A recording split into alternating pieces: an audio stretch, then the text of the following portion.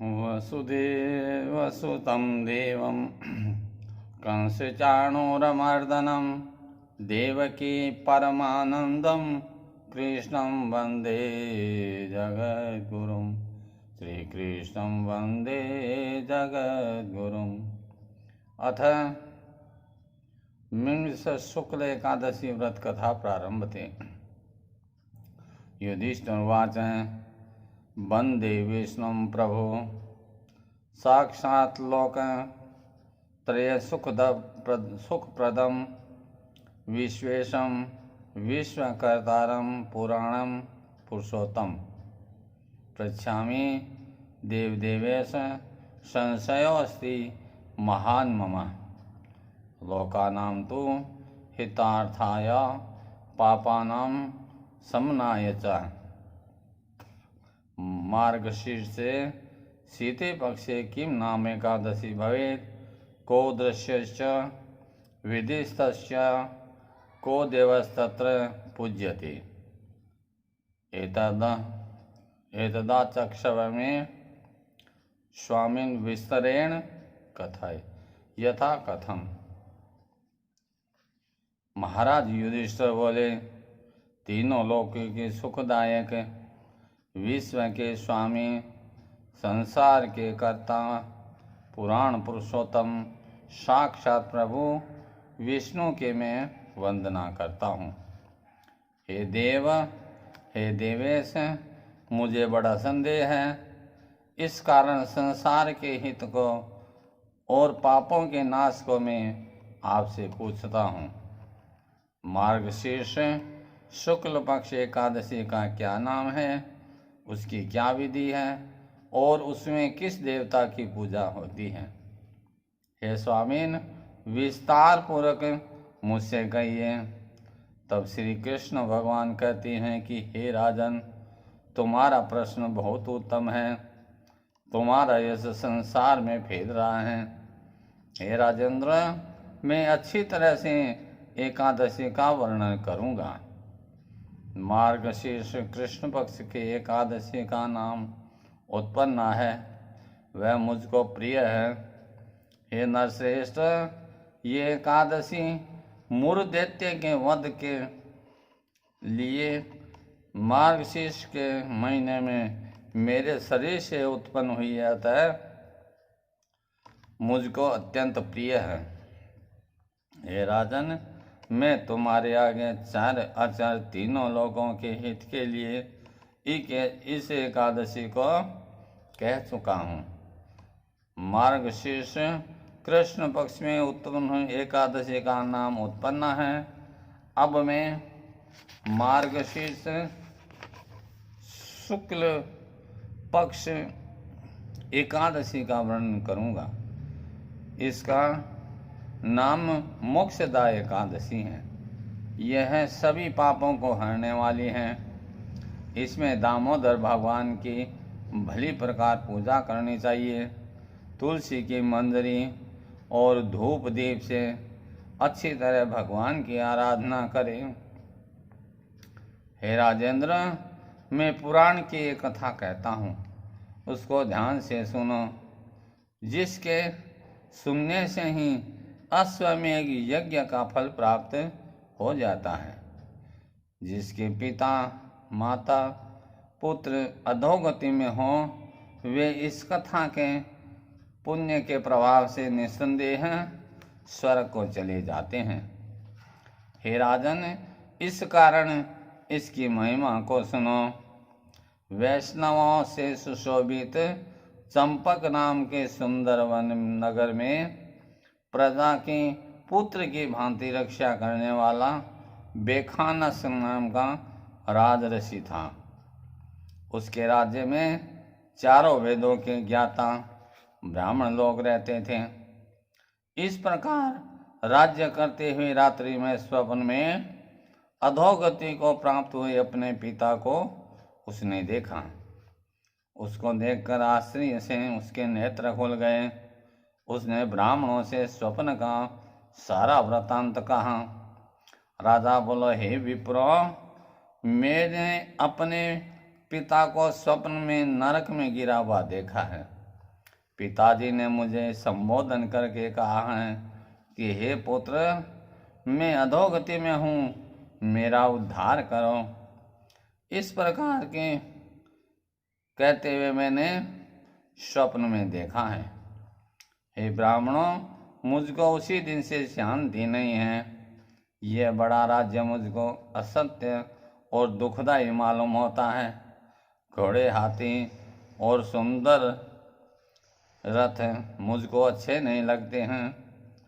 खजाने में भी सुख नहीं मालूम होता है। मेरे लिए कुछ भी सुखदायी नहीं है। हे श्रेष्ठ ब्राह्मणों, स्त्री, पुत्र ये मुझको अच्छे नहीं लगते हैं। मैं क्या करूं, कहाँ जाऊं? मेरा शरीर जला जाता है। हे ब्राह्मणों, जिसके द्वारा मेरे पिता की मोक्ष होवे ऐसा बतलाइए। ऐसा कोई दान, व्रत, तप, योग कुछ भी बतलाइए जिसका पिता नरक में हो। उस बलवान पुत्र के जीवन से क्या लाभ है? उस पुत्र का जन्म व्यर्थ है। ब्राह्मण लोग बोले कि हे राजन, पर्वत मुनि का आश्रम यहीं थोड़ी दूर पर है। हे राजन, शार्दूल, वे मुनि भूत, भविष्य, वर्तमान सबको जानते हैं। उनके पास जाइए। उनके वचन सुनकर के दुखी राजा वहाँ पर्वत मुनि थे उस आश्रम पर गया। आश्रम बहुत विशाल था। शांत प्रकृति के ब्राह्मण, प्रजा और मुनीश्वरों से सुशोभित था।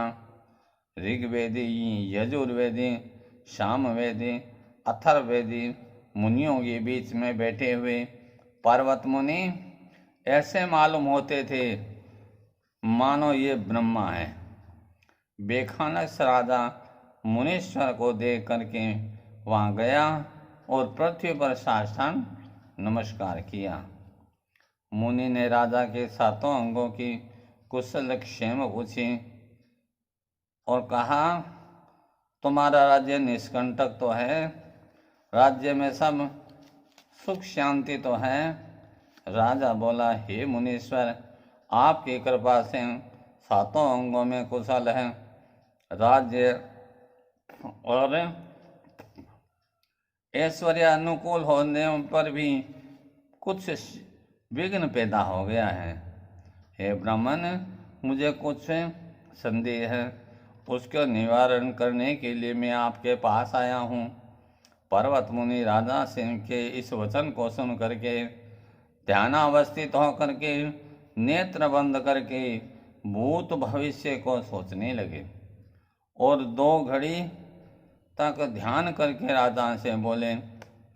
मुनि बोले कि हे नरेंद्र, आपके अकर्मी पिता के पाप को मैंने समझ लिया है।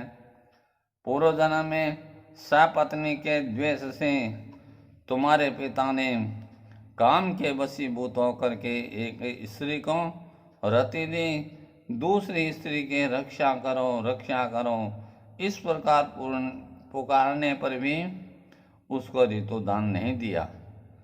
इतना आग्रह करने पर भी दूसरी रानी को ऋतुदान नहीं दिया। इसी क्रम से वह नरक में पड़ा है। राजा बोला कि हे मुनीश्वर, किस व्रत दान से वह उस महा युक्त नरक से मेरे पिता का उद्धार होवे, वह बतलाइए मुझे। मुनीश्वर बोले, मार्ग से शुक्ल पक्ष की एकादशी का नाम मोक्षदा एकादशी है। तुम उसका व्रत करके उसका पुण्य अपने पिता को दे दो। उसके पुण्य के प्रभाव से उनकी मोक्ष हो जाएगी। मुनि के इस प्रकार वचन को सुनकर राजा अपने घर आ गया। हे भरत कुल में श्रेष्ठ, जब मार्गशीर्ष शुक्ल पक्ष में एकादशी आई तब स्त्री, पुत्र और निवास समेत विधि पूर्वक व्रत करके उसका पुण्य के देने पर स्वर्ग से फूलों की बरसात हुई। बेखानस राजा का पिता देवताओं से स्तुति किया हुआ स्वर्ग को चला गया और आकाश से स्पष्ट शब्दों में राजा से बोला, हे पुत्र, तेरा सदा ही कल्याण होवे। यह कह करके वह स्वर्ग लोक को चला गया। हे राजन, जो इस मोक्ष एकादशी का व्रत करता है उसके सभी पाप दूर हो जाते हैं। अंत में उसको मोक्ष हो जाती है। इससे बढ़कर निर्मल, शुभ और मोक्ष देने वाली कोई दूसरी एकादशी नहीं है। जिन मनुष्यों ने एकादशी का व्रत किया उनके पुण्य की संख्या हम नहीं बता सकते। यह चिंतामणि के समान स्वर्ग और मोक्ष को देने वाली हैं। इति श्री मार्गशीर्ष शुक्ला एकादशी व्रत महात्म संपूर्ण। बोलो श्री कृष्णचंद्र भगवान की जय।